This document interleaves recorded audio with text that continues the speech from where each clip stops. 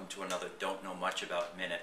You know, one of the great things about being a writer and living in the West Village in New York City where I do is I get to walk around the streets and I'm constantly surrounded by literary ghosts, reminders of the great American writers who lived and worked in this neighborhood. I pass Mark Twain's house or Edgar Allan Poe's building.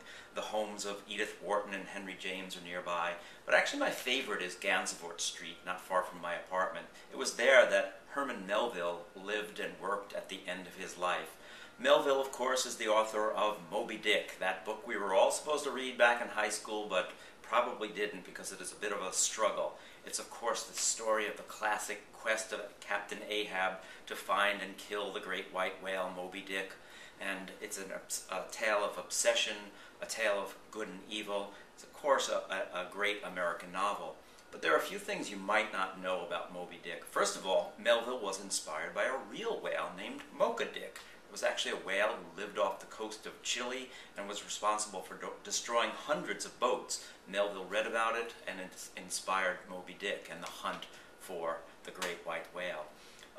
It was also a book that was not successful. That's really a surprise since so many of us have to read it. It only sold about 3,000 copies when it was published back in 1851.